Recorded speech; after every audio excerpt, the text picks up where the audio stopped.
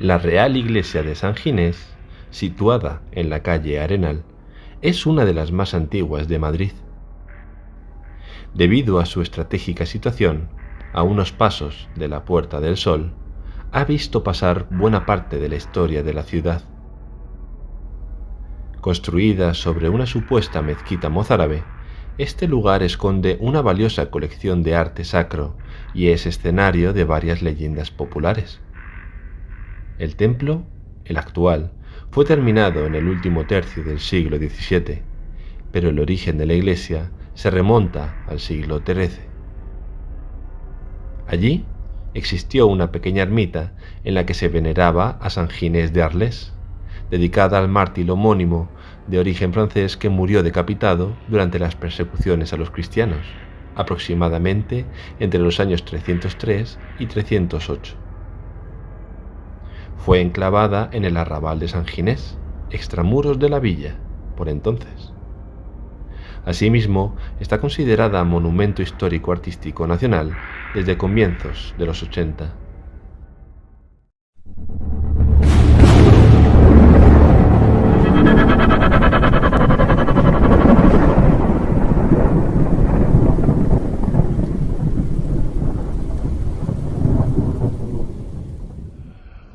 Precisamente, el Archivo Histórico de San Ginés reúne las actas de bautismo del dramaturgo Francisco de Quevedo, así como el acta matrimonial del poeta Félix Lope de Vega, con su primera esposa, Isabel de Urbina.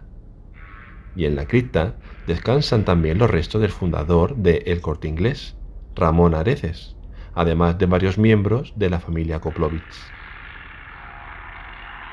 Pero, por desgracia, la historia del templo no es solo festiva.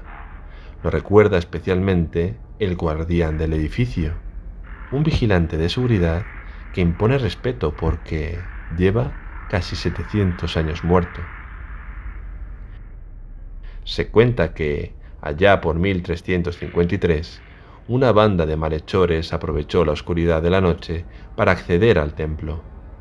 Entraron a través de una mina del arroyo del Arenal, con el propósito de robar todo lo que encontraran.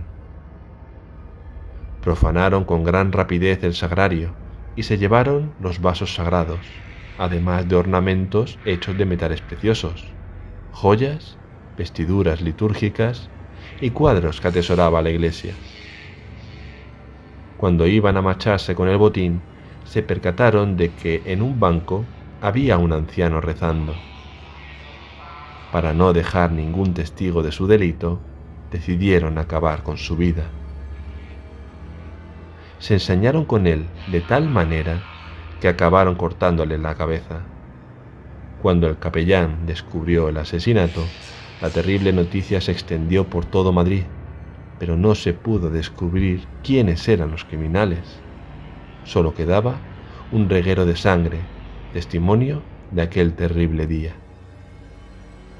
En 1358, el Papa Inocencio VI dictó una bula que concedía indulgencias plenarias a las personas que hubiesen participado en el desagravio y colaboraran en la restitución de los objetos sagrados. Por aquella época, los feligreses de San Nicolás ya empezaron a ver la figura espectral de un hombre sin cabeza que vagaba por el templo.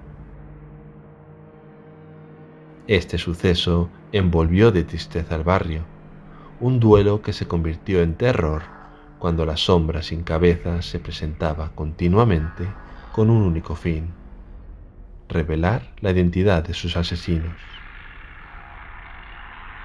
Hubo más de un parroquiano que huyó despavorido al verla. Lo más impactante fue oír la voz susurrante de la sombra que relató el paradero de sus asesinos. Gracias a ello, la guardia del rey Pedro I pudo detener a un grupo de contrabandistas judíos y musulmanes. Como castigo ejemplar, el monarca los condenó a la pena de muerte.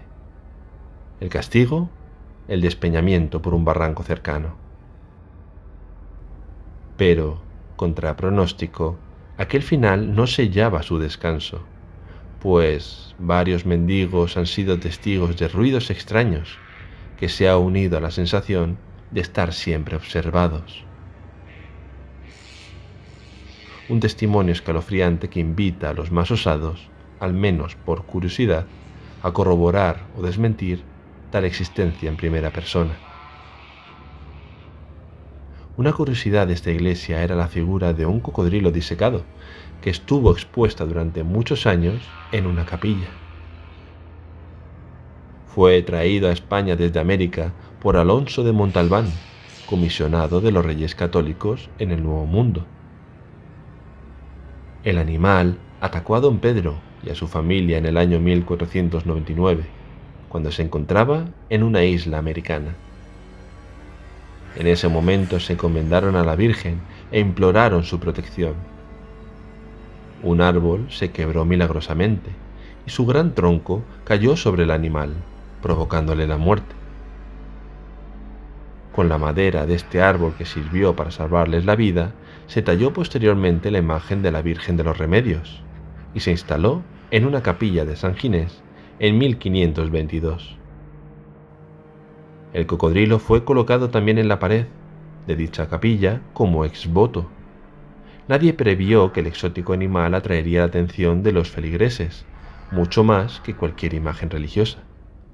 El hecho incomodó tanto a las autoridades que ordenaron la retirada del animal disecado, por lo que estuvo a la vista hasta el siglo XIX, cuando el párroco finalmente lo retiró debido a que atraía más a los curiosos que a los fieles devotos.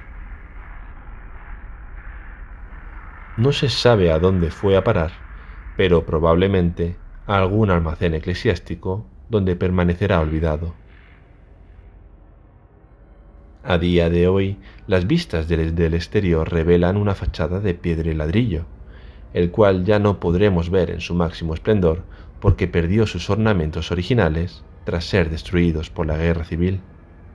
Además, en uno de los muros que hacen esquina con la calle Arenal se encuentra adosada la centenaria librería de San Ginés, como dato de interés cultural.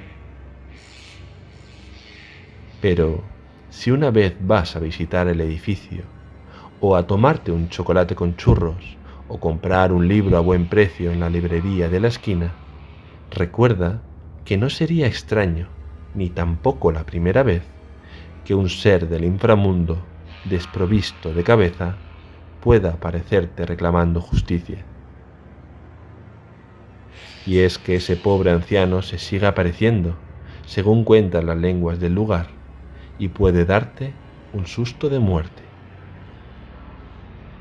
Una vez más, un sitio maravilloso y rico en historia de Madrid se nos presenta de la mano de una figura fantasmal que podría darnos un vuelco al corazón en una tranquila noche de verano.